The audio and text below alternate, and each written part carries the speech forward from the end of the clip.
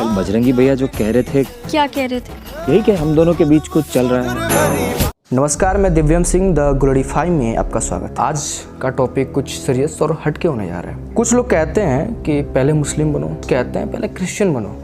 भगवत गीता है, वो कहते हैं पहले मानव बनो। हमारी जो सनातन संस्कृति है, यह संस्कृति ही नहीं बल्कि एक जीवन जीने का मार्ग भी है। हमारी संस्कृति कितनी पवित्र है, जिसमें हमारी बहन माताओं को आदर किया जाता है, उनको पवित्र माना जाता है। लेकिन हम अलग समुदाय की बात करें तो उन पर कोरे बरसाए जाते हैं, उनको बच्चा पैदा करने का मशीन बताया जाता है। लेकिन ये कुछ बातें जो है हमारे बॉलीवुड एक्टर दो कौड़ी के चंद एक्टर को, डायरेक्टर को समझ में आने वाला नहीं है। ऐसा समय आ गया है कि जिस टाइम पे हॉलीवुड के अधिकतर विल स्मिथ सनातन संस्कृति को अपना रहे हैं, के तरफ अपना आकर्षण को बढ़ा रहे हैं। लेकिन हमारे बॉलीवुड में क्या है, तो सेक्युलर के चौधे हैं, सेक्युलर पंथी करते हैं, हिंदू फोबिया फैलाते हैं, भगवान को गलत दिखाते हैं, हमारी संस्कृति को बदनाम करते हैं। तो एक बार फिर से वही हुआ जिसको हमको बॉलीवुड से उम्मीद था। कुछ दिन में एक मूवी आने वाली है, रावण लीला। नाम से ही कंट्रोवर्सी लग रहा है, फिक्स इसमें कंट्रोवर्सी तो होगी। मैंने भी सोचा चलो देखते हैं इसके बारे में, कुछ पता करते हैं।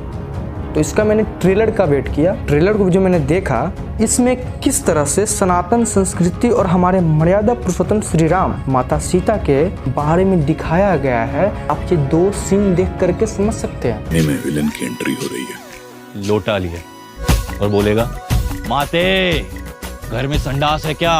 बड़ी जोर से आई है। देख सकते हैं इसमें कि किस तरह से हमारे ऋषि मुनियों को बदनाम किया जा रहा है। दिन पहले एक वेब सीरीज आई थी आश्रम, उसमें भी इसी तरह से अलग व्यू से हमारे ऋषि मुनि को बदनाम किया गया, हमारे धर्म संस्कृति को अपोजिट साइड से दिखाया गया। लेकिन हम लोग क्या कर पाए? कुछ नहीं कर पाए। सिर्फ ट्विटर पे ट्रेंड कर पाए कि हाँ बाइकॉट आश्रम, बाइकॉट पीके, लेकिन कुछ कर नहीं पाए। कुछ दिन पहले एक पंजाब के सिंगर का एक मामला सुनाता हूँ मैं आपको। उसने एक गाना रिलीज किया और उसमें एक वर्ड था उर्दू जो कि उनसे अलग तरीके से बोल दिया। उस पर एक मौलाना ने केस कर दिया और इतना विवाद बढ़ गया कि उसको आकर के थाना में उस मौलाना से माफ़ी भी मांगना पड़ा। लेकिन हम लोग क्या करते हैं, हम तो ट्विटर पर ट्रेंड चलाते हैं, बाइकआउट करो, ये करो, वो करो। तो उसमें क्या होता है, एक सीन काट के हटा देता है, बस बात खत्म। जो रहता है, जो उसका प्रोपोगेंडा रहता है, प्रोपोगेंडा तो वही रहता है। इस मूवी में रावण के किरदार में प्रतीक गांधी है।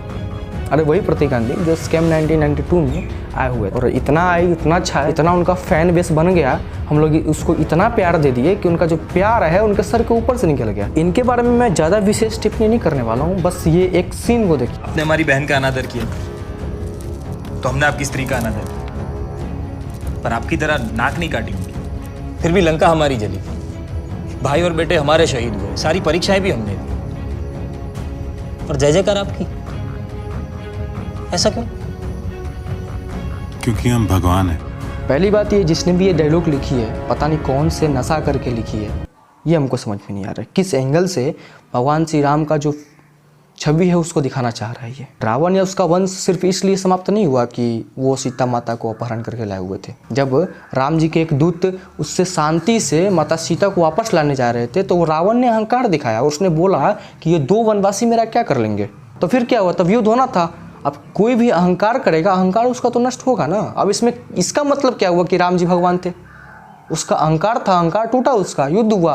भगवान श्री राम तो माता सीता को सिर्फ वापस सुरक्षित लाना चाहते थे। यदि रावण पहले ही माता सीता को वापस कर देता तो युद्ध क्यों होता? फिर राम को छोड़िए, आज के युग में अगर किसी की बहन आपके पीछे पड़ जाए और उसका प्रणय निवेदन आप स्वीकार करने से मना कर दे, और उसका जो भाई है वो आपको पत्नी को उठा करके ले जाए, तो क्या करेंगे? अपनी पत्नी को मरने के लिए छोड़ देंगे? तो आप कथाओं को मानिए मत, और यदि मानते हैं तो थोड़ा अध्ययन करके उन्हें सही रूप में दिखाइए, न कि रावण जैसे आतताई को बकवास डायलॉग लिखकर महान बताने की कोशिश कीजिए। गलत उदाहरण प्रस्तुत मत कीजिए।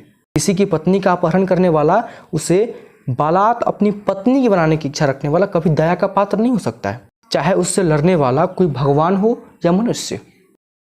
मुझे बस यही कहना है कि आप लोग जाइए, इस मूवी को 1 स्टार दीजिए और कमेंट में लिखिए कि महा बकवास मूवी है भाई। अगर आप लोग ठीक से देखेंगे तो अगर एक एक डायलॉग इसका है हिंदू धर्म के खिलाफ है, एक एक डायलॉग इसका हिंदू धर्म के खिलाफ है।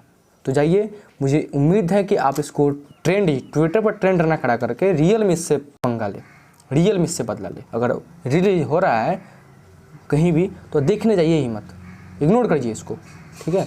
और ज़्यादा से ज़्यादा वीडियो को शेयर कीजिए। मेरा ये पहला वीडियो है, अगर इसमें कोई गलती हुई हो तो माफ़ कीजिएगा। जय श्री राम, धन्यवाद।